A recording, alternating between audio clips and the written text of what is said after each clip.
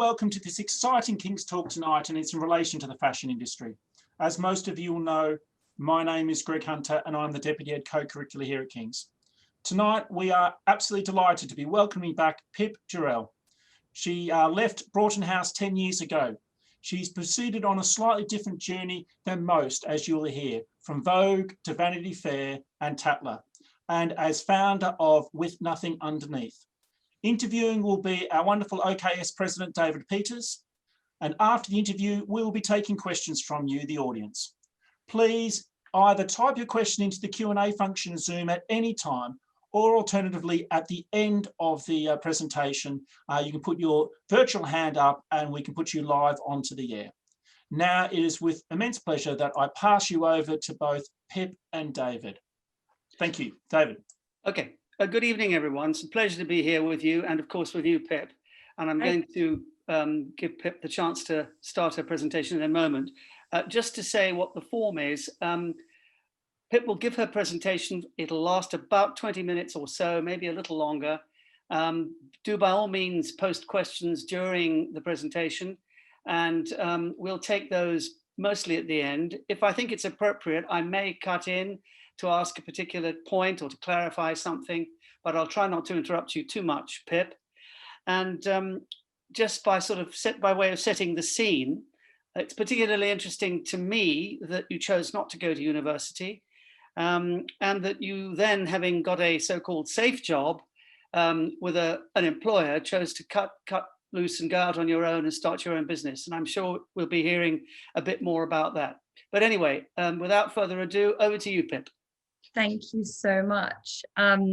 Well, hi, everyone. It's extremely nerve-wracking watching all the names pop up at the side of the screen. I hope this is vaguely interesting. But yes, thank you so much, David. I guess I'll start at King's. I wasn't the most studious of people, and I applied to do history of art at Bristol and Leeds, and I was sort of all teed up to go there, and I really enjoyed history of art. But sort of always knew I was really ready to work. I didn't really like studying. I was much happier sort of doing physical things rather than studying. So I thought perhaps university wasn't for me, and I had a brilliant tutor called Rory Riley, who I don't think is at King's anymore. He was very relaxed and said, you know, why not try it? And my parents were very, very cool about it. And they said, well, if you defer your place, then you have a year. You can go to London for a year and see what you can do. And I sofa surfed and did a few weeks with my granny. And I got an internship at a magazine, which I think it's notoriously hard to get because it's totally about contacts. And in fact, our head of house at Broughton, Anna Wigan, had a cousin who had a girlfriend who worked at a magazine, and she was the one who gave me 4 weeks at a magazine that doesn't exist anymore called Just Living or something. I can't even remember. And I had been there 4 weeks. I think we got given at £10 a week, which is hilarious. And when I was there, the publisher of Vanity Fair, so magazines have two sides, there's editorial and advertising, and the editor's head of editorial and the publisher's head of advertising. And I was put forward to be her PA, which is extremely amusing, seeing as I definitely couldn't organize my own life, let alone someone else's. So I went for an interview with her, and I think she liked me or something, and I got the job. So in terms of not going to uni, I was really lucky that it was very quick.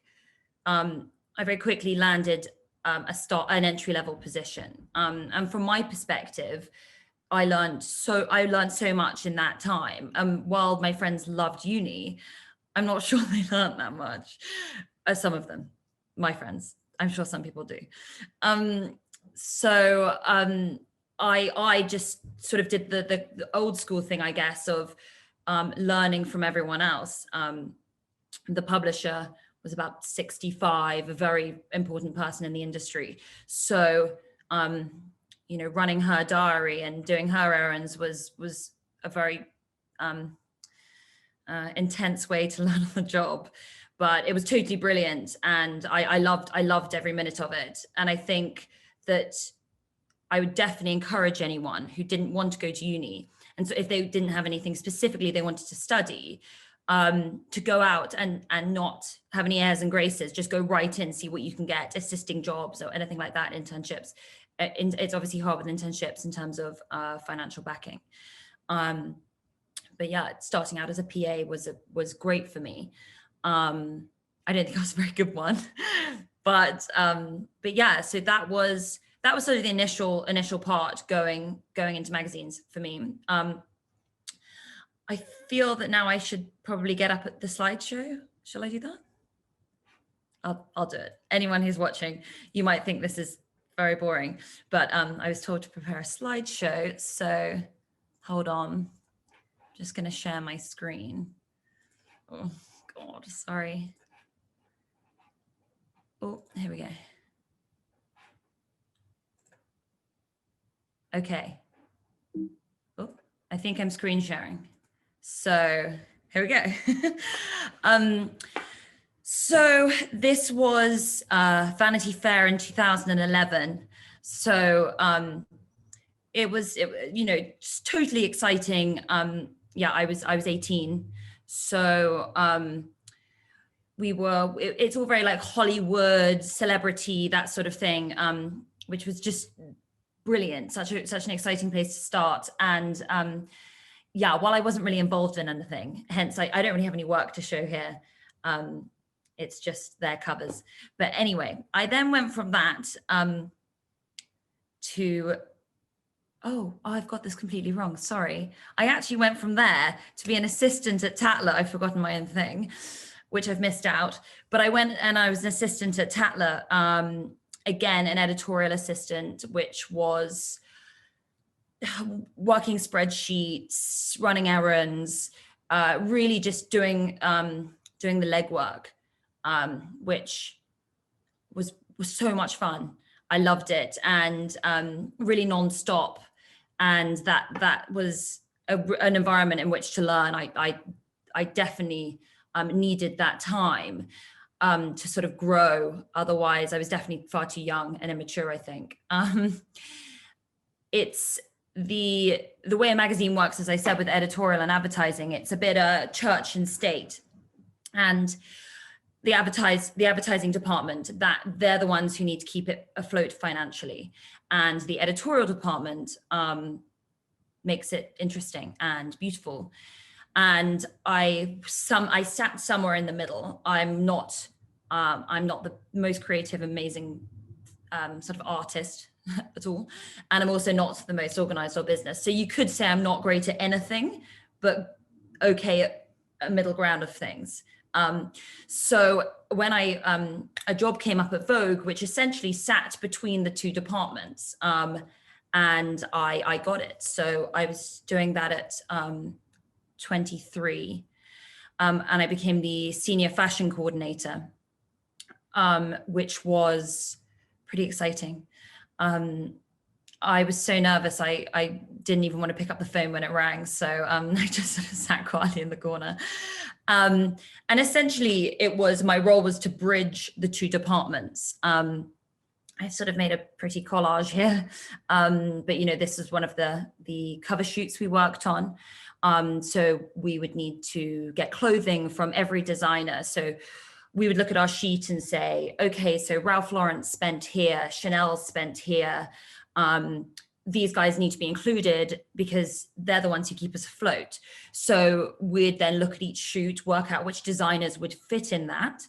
That's what advertising would give us. And then we'd go to editorial and say, you need to work with us on this, which was testing at times. And I think what's so interesting is the way that clothes for magazines work. They're called samples, and there's only one of each item of clothing. So you're in a constant battle with every other publication to have that dress. So if we wanted this dress Sienna Miller was wearing and American Vogue wanted it the same week, you would have to battle it out with the PRs and the other magazines. Luckily, being Vogue, we had a lot of weight. So pretty much the only people who pulled rank over British Vogue were American Vogue. Yeah, being a junior at Vogue in this time was just terrifying and exciting. And we had Mario Testino and Kate Moss and Demartrier like all coming in every day, and it's the sort of thing, I'd seen Devil Wears Prada. So it was amazing. I don't even know if anyone's still listening, by the way, so I hope they are, because I'm still just talking. David, please just jump in and shut me up as and when. On the side here, I've put some pages I was involved with. I started editing, so that was going more on the creative side, which was sort of doing travel pieces, what to wear on your holiday, where to go.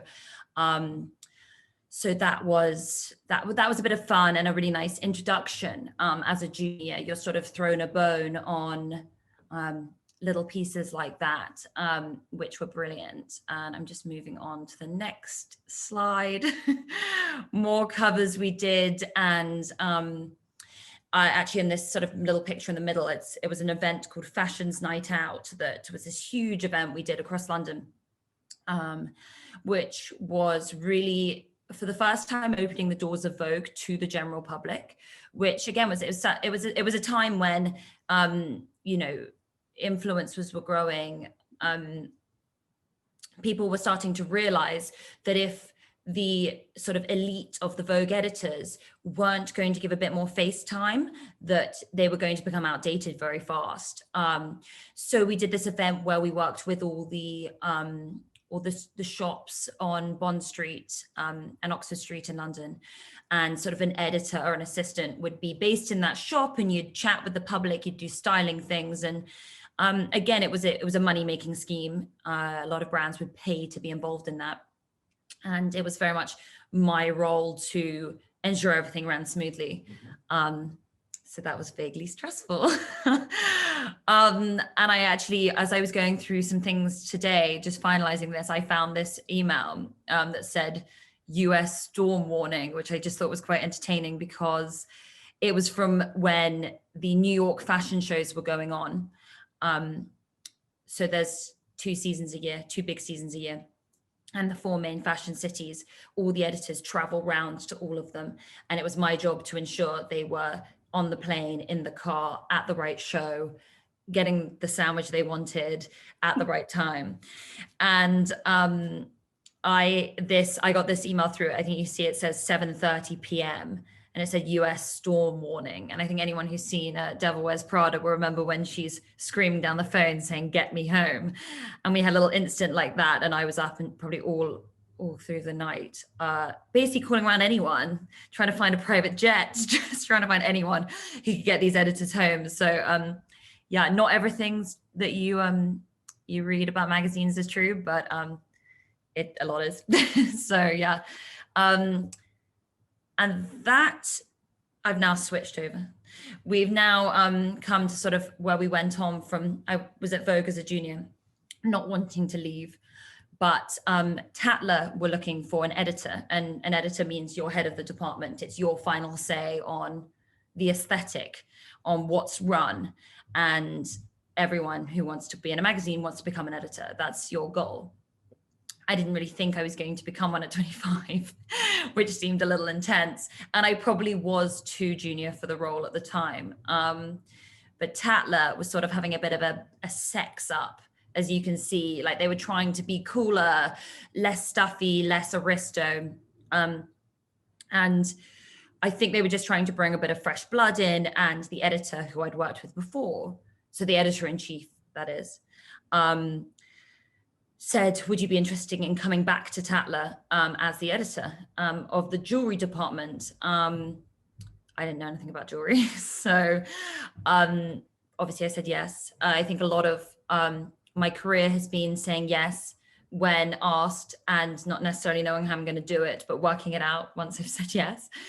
And so I took this job they sent me on a diamond course with the GIA, where I just sort of learned the basics on cut, color, clarity, and that sort of thing. I'm really no professional. And then I started styling shoots. To style a shoot, you'd essentially say, so this is the July issue. You'd be working on that maybe 5 months in advance. And you'd all sit in a big meeting, and I would say to my editor-in-chief, I think gold jewelry, chunky gold jewelry is really having a thing right now. So why don't we work with some of our main advertisers, and let's not do a sort of boring old staid thing. Let's sex it up a bit. Why don't we strip the model off, just have some bands? And she liked the idea. I had all my ideas ticked off. I then contact all the brands. So I call up Dior, Louis Vuitton, Chopard, and I say to them, this is my story I'm working on. Can you send me your options? Let me know what you have. And then they send over what they have, and I then pick the bits I like. So for example, in this image here in the center of the screen, this is a sort of a really good picture for a magazine, because in that you've got about 7 different advertisers. So obviously it's like eye-catching and sexy and interesting, but then also it's ticking the boxes commercially. And that's a really important part of being an editor, is making sure that you are also thinking with a financial hat on. And these were some more shoots we did. I don't know why I suddenly thought it'd be quite fun to find a taxidermist in London and put a load of jewelry. So in that crocodile's mouth, you could see a load of rings, which are all about hundreds of thousands of pounds. And actually Harry Winston and Graf walked off the shoot because they didn't want their jewelry to be on a taxidermy animal. So I thought I might be fired, but my editor thought it was quite amusing, so I was fine. Yeah, I mean, it was all just a bit ridiculous, to be honest. You can see that picture of me, that was in Paris at an appointment with De Beers. So I'd sort of be Eurostarred over to Paris for the day, sometimes stay a night. You'd be put up in an amazing hotel and go to the best restaurants and play with diamonds, which obviously is not a hard job. It was great. And you know, and then this picture on the right is a shoot I did, and the actress Letitia Wright, she was in Black Panther. She actually so she turned up for a jewelry shoot, and we had one plan. We had a mood board, and our agent hadn't told us that she's actually strict Muslim and didn't want to show any skin lower than her neck. So it's that sort of thing. It's like on the day you're adapting, you're going, right, that's no problem. Let's use some shirts. Let's use some high collared dresses. Or, you know, the model turns up and hasn't got pierced ears. So we might do a quick piercing on set, which isn't terribly popular. But it's all just sort of fun and creating an image on the day. And it's a mad world. And assisting on that to get to an editor role, you will have been an assistant, you would have steamed hundreds of garments, you would have run all over London picking things up and dropping things off, and you would have sat for hours and hours on the floor folding things. And I think that's the joy of it. If you love that sort of thing, you really get a kick out of it. Yeah, and then this is just another page. So this is an example of a still life, which is when you shoot something on a white background. So all those, I blue tacked those. So it is actually shot like that. They're not superimposed. That is a white background, so we could get the shadow coming through, which gave a bit of a glint of the green stone. So it just made it visually slightly more appealing and catching people's eyes. One of my favorite shoots was when we copied all the Jilly Cooper covers. Jilly actually wrote to me afterwards, which was probably the best moment of my life. So it was all just like getting jewelry, making it a bit more fun, a bit more tongue in cheek, nothing too boring, I guess. Pip, can I just cut in for a moment? Please. I was thinking, we're not absolutely strict on time, but it would be great if we could start to move on to your decision and your Perfect, great. your own business. And as I said earlier, perhaps giving us a sense of why you chose to make such a potentially risky move out of a good job and a high fashion, well-known brand, and then, you know, start your own business, and a bit about that business too, perhaps. Yeah, absolutely. So that's essentially where we've got to. We were playing with jewelry and it was very fun. I just wasn't really engaging with that as a medium, I suppose. 2 years previously, when I was working at Vogue, I'd basically started to think about the way I dressed to work and the way we were expected to dress, which is neat and tidy and professional. No, you didn't have to be too glam, but you just wanted to look nice, I guess, like now. Nothing too exciting. But really, what were the options in terms of shirts for women? It was just sort of, it was the really expensive ones, which I couldn't afford on assistant salary, or high street. And you buy something from the high street and it's ruined in 3 washes. Anyway, I was thinking about it then. I made some mood boards, sort of brainstormed it a bit on my own, and then left it, moved down to Tatler and started being the jewelry editor. And then when I was there, as I say, I just wasn't really loving jewelry. It wasn't something that was just getting me going. And then I shared a house at the time with 2 other Broughton girls, Daisy Caseman and Lucy Kingsman, who we had this brilliant flat share. And one evening we all started chatting and saying, and I told them my idea. I said, I really feel we could start thinking about something that's an item everyone needs, that is accessible. I've put a few sort of quotes on this page. It's sort of the idea of being like, a shirt's a very democratic item of clothing. Anyone can wear one, whatever size, or and you can see here sort of a mood board of my really dirty trainers and all the materials we sort of look at, and the swatches, and here's a picture of one of our shirts. And it was Lucy and I who decided to start the company together. I think she might be watching, so hi, Luce. So we just thought we'll keep up. We didn't want to leave our jobs or anything. It was very much a kitchen table project.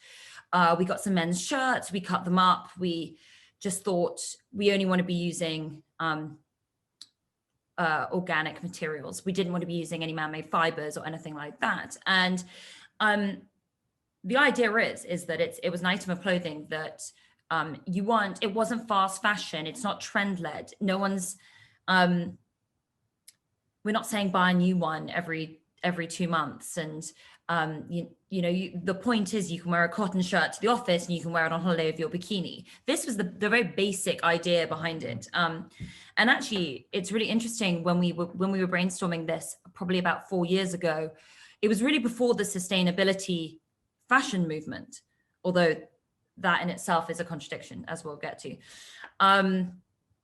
And so we basically started brainstorming. We both had our jobs, and as anyone who starts a business knows, it's very hard work, and Lucy's job was very demanding and mine not so much. I'd really clocked off mine.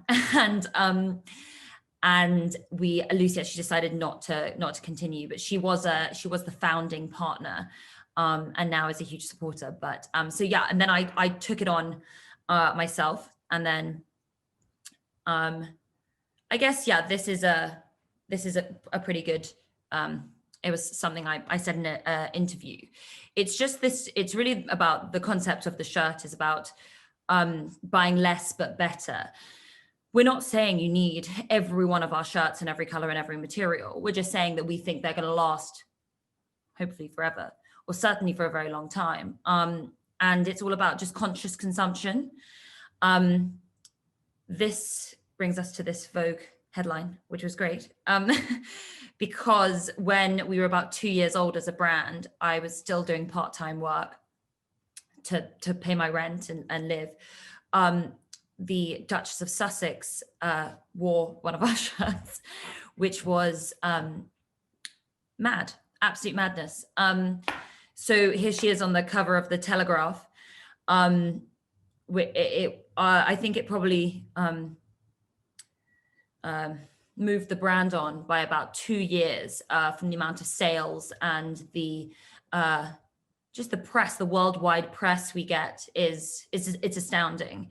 And she's actually worn 3 of them now. She wore one just recently, actually on a Skype call in America, which is an interesting one because obviously she's quite a divisive figure these days. So whether you're into her or not, she's great for shirts. And I think that I just sort of put this page together because it really showed, it sort of showed a bit of a capsule view of sort of the brand and how it all works. I mean, you've got our campaign imagery on the left-hand side. So, that's what, that's something we'll brainstorm when we've got a season coming up, and we'll say, what's the vision? Who's the WNU woman? How are we going to get our story across? I think brand building is all about storytelling. We know we're selling a cotton shirt. If you like cotton, if you like linen. We're not changing the world here, but it's just about showing you what you can do with it, who you can be in it. And I think that's been very crucial, our branding and our marketing. And this bottom right is a sort of, holiday picture. It's over a bikini with a beer. That's the sort of stuff that we put on our Instagram, which is our biggest platform in terms of engagement, which is where we've really built our brand from. And you have to remember, when I started at Vanity Fair, Instagram didn't exist. So the changing world of publications was suddenly taken over by bloggers and social media platforms, and these paper forms weren't engaging people anymore. And so just like we'd used Facebook to interact, and Facebook has now become a marketplace, then Instagram was born, and initially it was to share pictures with your friends. But the early adopters of it managed to harness it and make it a marketing tool.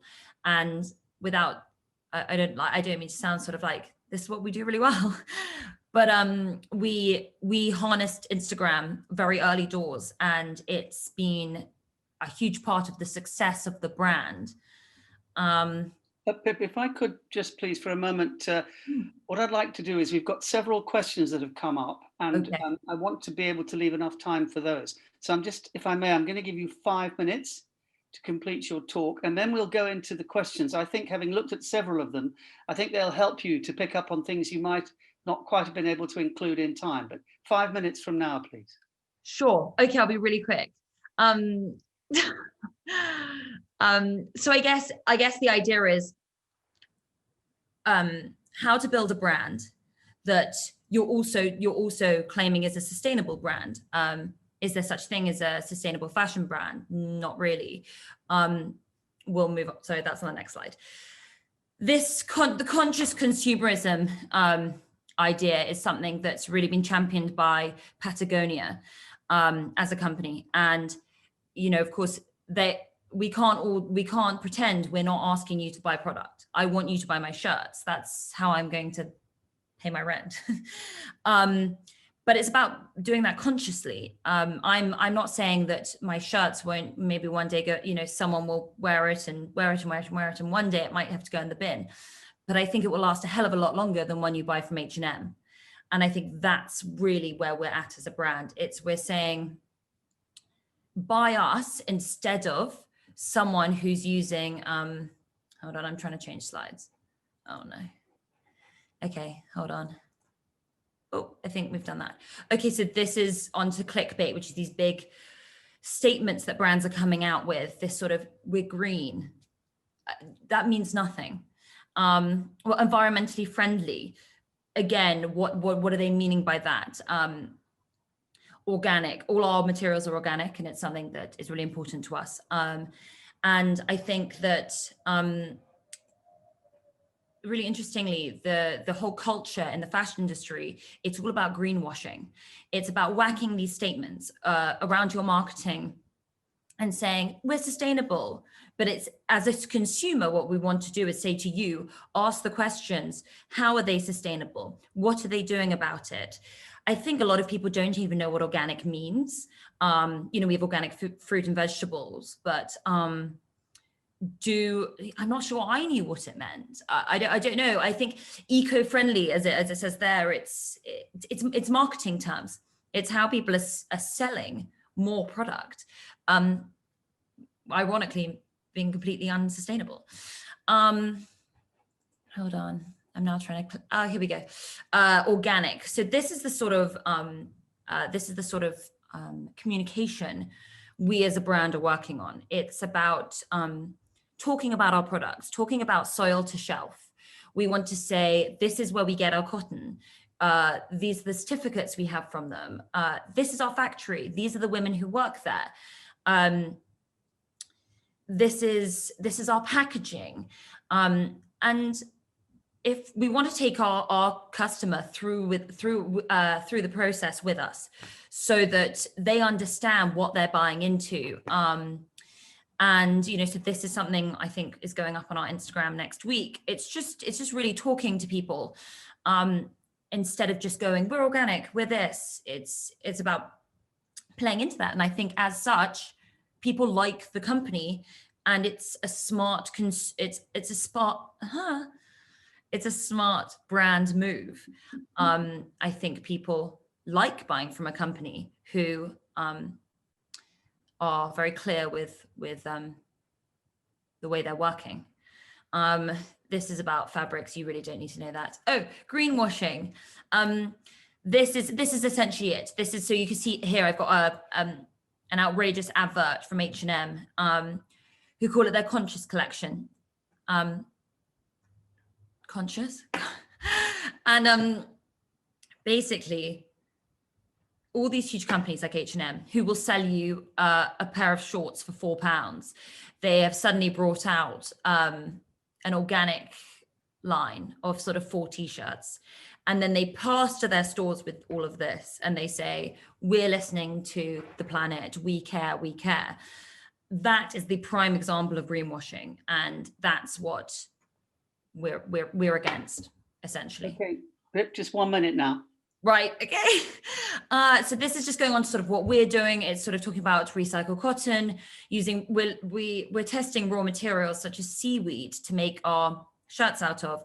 We want to make our buttons from nuts. I just got some sample buttons in this week that are actually made from protein in milk, which obviously isn't vegan, but it's great for the planet. And yeah, it's about not doing seasons, not putting sales on. We like to say that we have a fair price all year round, so we don't need to put the sale on. And then I think this quote here is really important. It's, oh, I've now gone off it. Oh, we're back. It's looking at the quality of the lives of the people who are making them. So, you know, I go to my factory, I know who works on it. And that's the sort of thing that a lot of brands don't do, and that we do. Anyway, I think I'm running out of time. And then then it's just about trying to have a non-profit angle to the business. So we use our employees' time, my time, to in the business day, to look at initiatives where we can give back. And for me, that's really important for WNU to be doing that as a company. So at the moment, we're running a clothing drive. We did a big initiative earlier this year with SmartWorks, who was where we, for every shirt bought, we donated one to a woman who was trying to gain employment. I'm done now. I think that's it. Okay, thank you very much indeed. Now we're going to get into the interactive part of your presentation and this King's talk. I've got a number of questions that have come up. Just before we go to the questions, anyone else out there, I hope you all are aware of how to type in your question. If you do have a question, we've got quite a number so far. I stopped sharing. And I will go through those in the order that we've received them, and we'll see how many we can do in the time remaining. So the first question, Pip, comes from Beth Sharp. And her question is, how important do you think are the wider, softer skills, for example, good communication, emotional intelligence, in getting the jobs that you had, particularly in the first instance? I think is probably crucial. I always had good grades. I came out with 2 A's and a C at A levels, so my CV wasn't looking too shabby. I mean, it's not spectacular. I think that was a big decision. It was a decision for me personally to not go to university, because, as I say, books and exams were never really my strong point. I was never really great at studying, whereas I think my communication skills are quite good. You're probably all laughing and disagreeing right now. But I think it was people skills. And I actually just think it's just enthusiasm. I was so hungry to do well. I really wanted to get promoted. I really wanted to be the best person there. I was always staying the latest. When I was an intern, I would go above and beyond. I think one thing I learned from King's was like the sense of hierarchy from being at a boarding school. I think it's something that's really useful when you go. I work for a big corporation like Condé Nast. I really knew where I stood when I was a junior intern, assistant, editor. And I think that's those sort of skills, awareness and okay. Yeah, people skills. The next question we have is anonymous, but I think it's an excellent question, and it was the next one in order. So here it is. What is your proudest career moment so far? I think it was initially getting my job at Vogue. It was all I'd wanted, and I was really tough for that. But then I guess making editor, I really wanted to become an editor, and being editor at 25 was a bit overwhelming, but great and amazing. And I think I'm really proud of that. And I'm really proud of my magazine career. And actually that's something that leads me on to this, which is I really, really believe that working in industry is crucial before starting your own thing. The 10 years I did in magazines, 8 years I did in magazines I would never have been able to have the understanding of the industry. And I think I hadn't done that. Sorry to interrupt. That's a very good segue into the next question, and sort of puts the two questions together, because the next question, also anonymous, is how do you begin to get yourself into the actual fashion industry, starting off with no history? Now, I think we all understand you had plenty of history of fashion in a general sense, especially with the work you did both with Vogue and Tatler, but you chose to move into clothing, and quite specific branded clothing. So how did you, to perhaps slightly reorient the question, how did you get yourself into that segment with no history specifically of that area? Totally learning on the job. I'm not a designer. I didn't study fashion, as you know. It's as with so many things, it's making it up as you go along, and wanting the knowledge. You have to go out there and look for it. I now have a head of production, but before I wouldn't, and she's the one who says, I've just found these buttons in this. But before, I would have to be doing that research to get WNU off the ground. I had to be going out there. I was going to the mills and the factories in Portugal, talking to people, and just learning on the job, so to speak. I think, unless you mean about getting into the fashion industry, like sort of becoming an intern or whatever, in which case, honestly, perseverance, send your CV, be really keen. Make sure you stand out in any way you can. Okay, the next question is quite challenging. I really like it. It's from Annette Roodhart, and her question is as follows, and I'll read it out verbatim. Pip, you are speaking about staying away from man-made fibers and question sustainability. Yet, for example, some chemical companies are quite advanced in focusing on sustainability and circularity. For example, Eastman's NAIA fiber, which is biodegradable and largely circular. What's your opinion? So I haven't heard of that exact one, but there are loads of fantastic man-made fibers out there at the moment, like Lysel and things like that. And a lot of people are using them. I'm not saying we won't ever go into that. one thing you have to be aware of with this circular fashion, it's just a good point to flag, and I don't want to sound negative about it, is that there's a company at the moment who make wool jumpers from New Zealand, and they say that they literally will go back into the ground. When you're done with it, you can put it in the ground and it will biodegrade. That treatment, however, needs all the wool to be flown from New Zealand to China, back to New Zealand, then shipped around the world.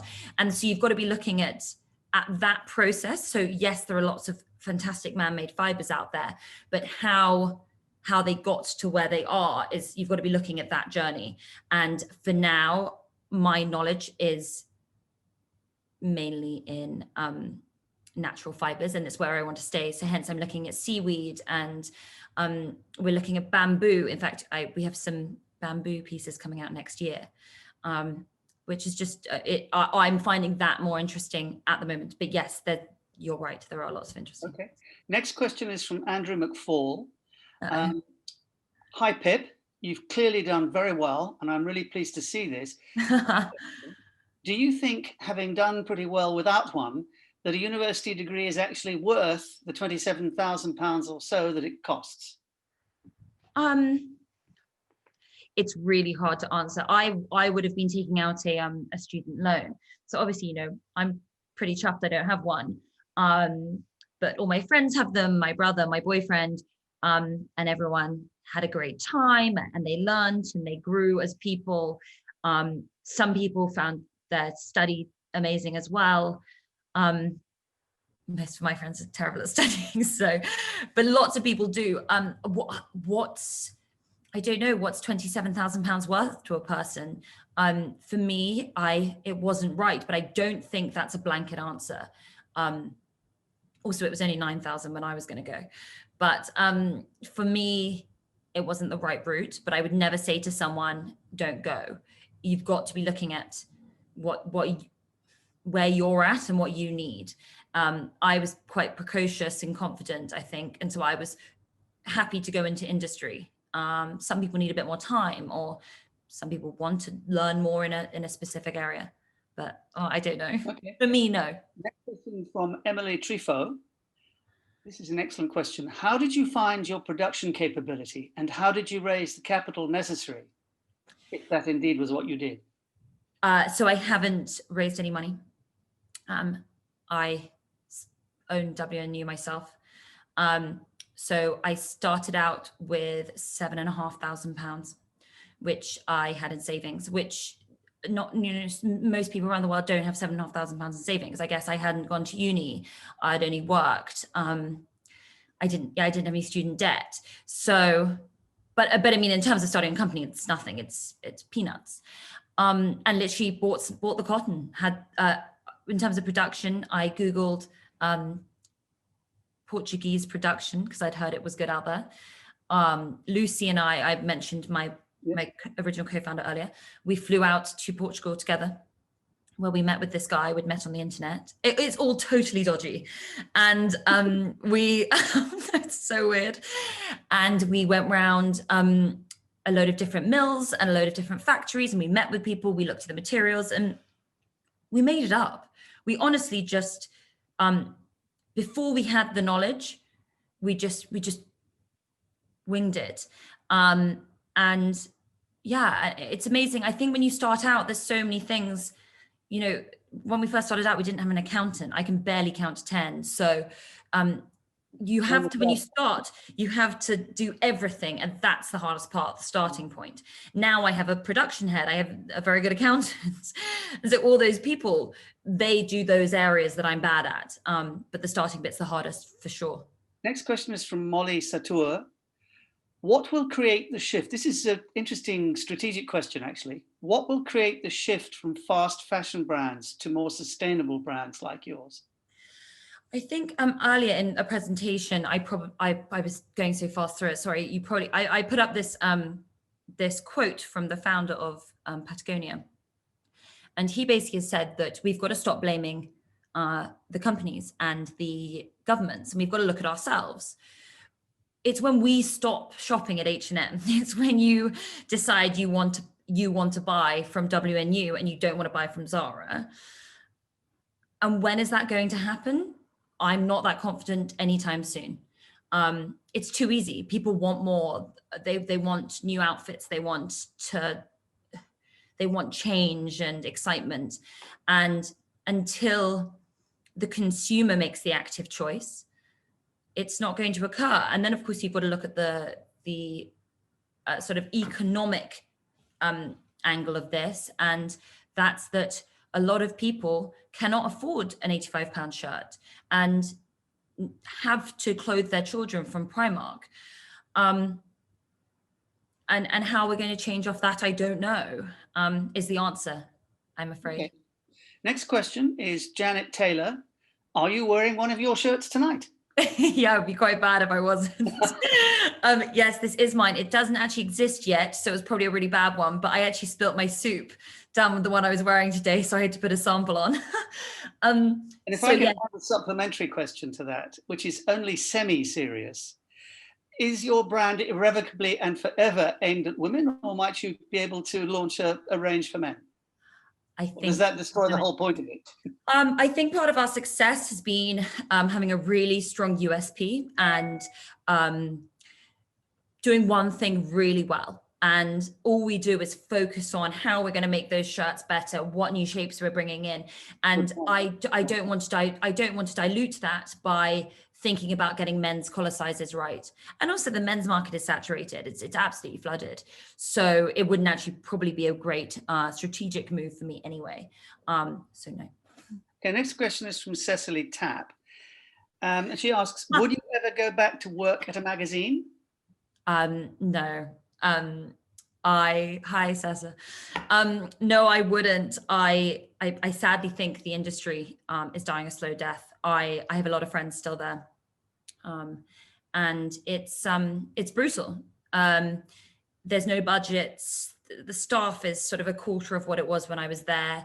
With the rise of the influencer, the rise of the internet, and all that sort of thing, it's made it really hard. And I think they will continue to exist in some form, but on a very low staffed capacity. And quite frankly, if anyone comes to me now and says, I want to get into magazines, I honestly have to advise them not to. And that makes me very sad because I had the best time there. Okay. Moving on to a question from Urmila Dadlani. She asks, do you think after the pandemic, there has been an acceleration in sustainable fashion? That's a really interesting point. I don't have any stats on it.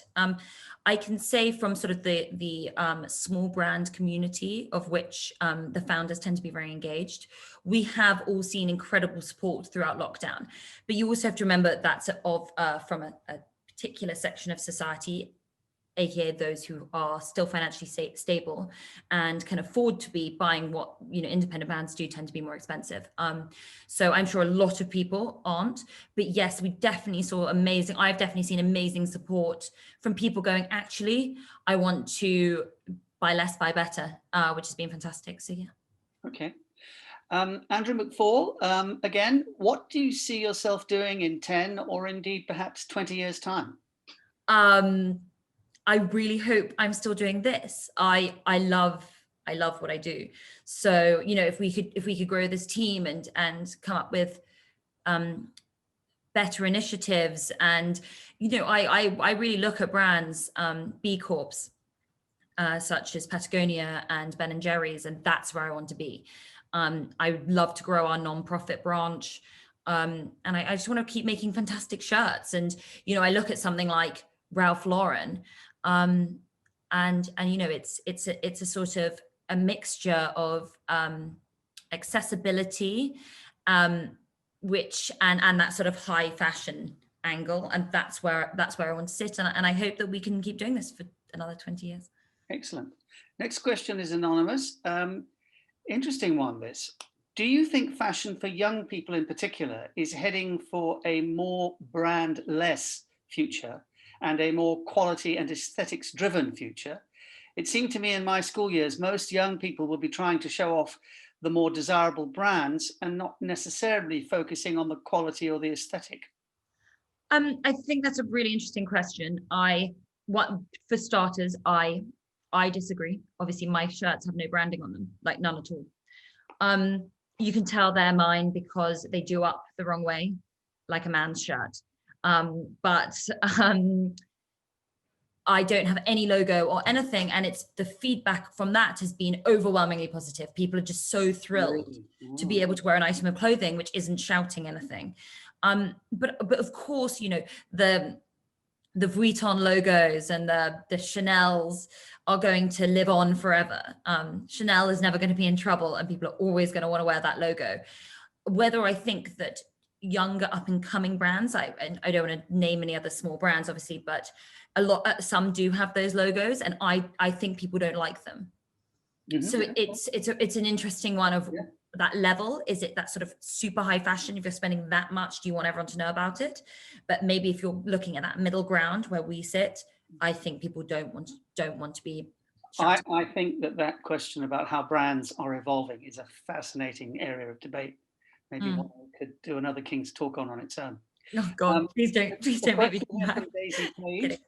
What is the greatest and the most fundamental thing that you took away from your time at King's? And try to answer this one, Pip, instinctively.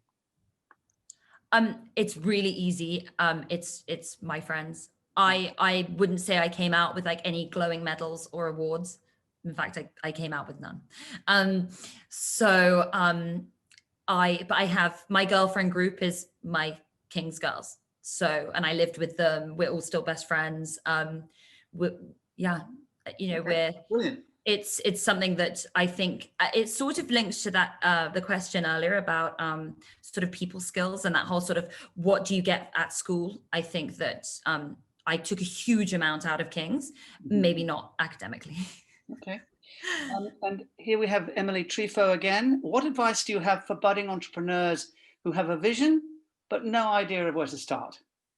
I think find out what your passions are and then try and go into industry, into that industry. And just try and learn as much as you can, soak up as much information from other people. There's a fantastic book. Oh, bugger, what's it called? It's sorry. And it's oh God, it's called Let My People Go Surfing by the guy who founded Patagonia, Yvon Chouinard. It's just amazing. It's about sort of building the principles of a company. And I think perhaps think about the sort of company you want to build and maybe you'll come from there. I mean, I started with the product, but I'm not sure everyone does. So think about what you really care about because you really have to love it because it is your entire life. We have one here from Millie Jessel. Do you intend to do any collaborations with other brands, H&M perhaps? I would not with H&M, but I would love to do collaborations with like-minded brands. We actually have one in the pipeline for next year, which will be our first one. So that is something I think collaborations are a really great way of brand building, but it would have to be someone with the same ethics as us. Okay. So not H&M. Here we have Emily Stewart. This is a great question. What's been your biggest failure and what did you learn from it? God, it's been loads. Oh God, I'm sure I could think of a million. There's like so many. I can barely think of one. In terms of as much of a setback, perhaps, as a failure. I can't think. I hadn't thought about this one. I don't know. It's rather like me as a former headhunter asking people what their weaknesses are and then getting a list of their strengths. No. I think there's been loads. Early doors, working out finances and budgets. Like, God, I got that so wrong. And then, trying to turn that around and claw that back. There's been, huge orders that have gone wrong. And again, when I was managing production and really had no idea what I was doing. In terms of, I think, am I allowed to turn this question and say what's like the hardest thing? And I would say that's staffing. As we grow, I'm finding who to hire, who's the right person. That I think is, for me, absolutely the most challenging part. Opening up that sort of little vision in your brain and bringing other people to come in and help grow it. I'm so lucky that our team is completely brilliant, but it's taken a while to get there. And yeah, hiring is nigh on impossible in my opinion. Very tough. Next, we have Dennis Archer. We've got time probably for about 3 more questions, but let's just focus on Dennis's question here. I'm beginning slowly to launch and sell my own small clothing brand, but have no contacts in the manufacturing industry. How do you suggest I begin to find correct, sustainable products to design and sell? So you say your clothing brands, so each one's very individual. So, you know, for example, if it's shirts, something I would start looking at other companies you like. So I basically looked at other shirt companies or other just general clothing companies and found out that lots of people manufacture in Portugal. And so I thought, right, best thing to do is actually just get on the ground out there and just go, literally go meet with people who sell fabrics and just go talk to me about this. Where do I start? I think picking up the phone is probably the best way to do it. You can only do so much research on the internet. And there's also going to be a lot of hit and miss. As I say, you know, I ended up in Portugal in this random man's car. I could be 10 feet under now. So, you know, hope for the best. So I think it's really hard. It depends what area. But you can email me if you want. pip@withnothingunderneath.com. Next question. How, in your opinion, do you think the rise of the influencer over the supermodel or the celebrity has changed the editorial and magazine world?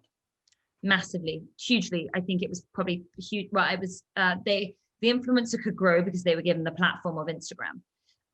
They blogged before, but then Instagram really democratized tastemakers. So before, you only knew magazine editors and they were your tastemakers. You know, I would say that's the jewelry to wear. And all of a sudden, everyone could have an opinion and everyone could say, I think I'm good at this, and you can listen. And if people did think you were good, they could follow you. And why would you need to go buy a £5 magazine when you could go onto an influencer's Instagram?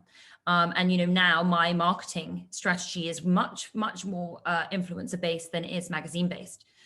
It's wonderful when I get the Vogue coverage, and the kudos of that never fails. But do I want to actually, if I want to sell shirts, they need to be on influencers. That's who people listen to now. Okay. Lovely question here from Debbie Ardley. Would you like to redesign the Canterbury dress blouse shirt, and how would it look? And by the way, trousers are now worn too. That's great news about the trousers. I was forever adjusting the length of my skirt, so I think I probably would have been better off in trousers. I think I love the uniform, the King's uniform, but I mean, I'm sure all the pupils are probably listening to this being like, shut up, you're so annoying. But I think that it's brilliant. And I love that sense of occasion and the brooch, and yeah, I love that. I love the power of clothes. That's why I got into this industry. And as such, I think the King's uniform is brilliant. I mean, I probably didn't say that at the time, by the way. Excellent.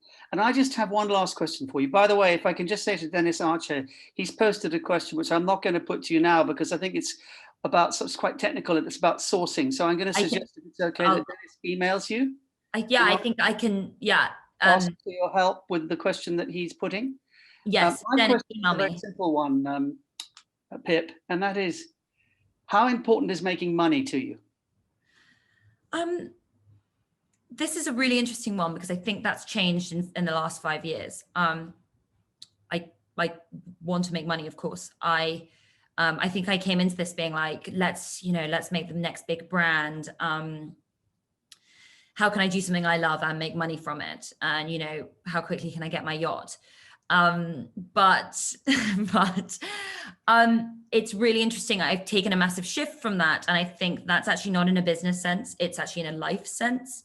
So without getting too intense on you, I think I've actually realized that what I really love about WNU is my enjoyment of my day to day. I actually enjoy my life. I enjoy going into work. I've never earned less in my life. But I really enjoy what I'm doing, and I'm really proud of what we do. I love the initiatives that we back, and I love that people love our product. And then I like that enables us to do some good. And if we can keep growing enough to allow us to hire, enough for me to pay myself and feed my dog, then I think that's what's important. Excellent.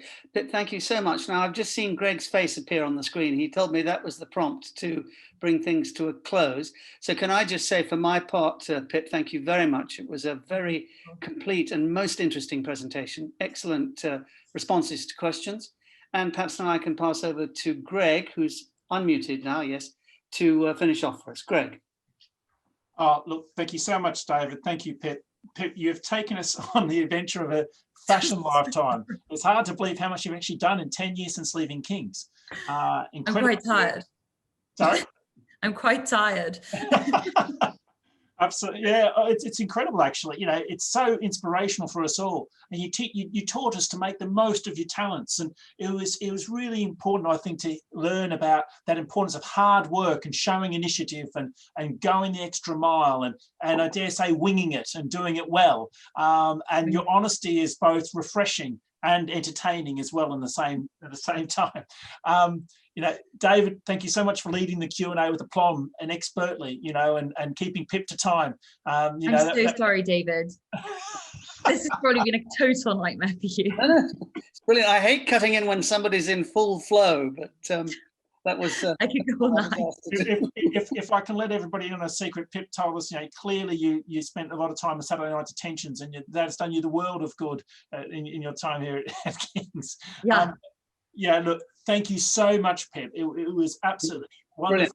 And thank you so much, David. You know, we really have learned a lot, and it's been a most entertaining and enjoyable evening.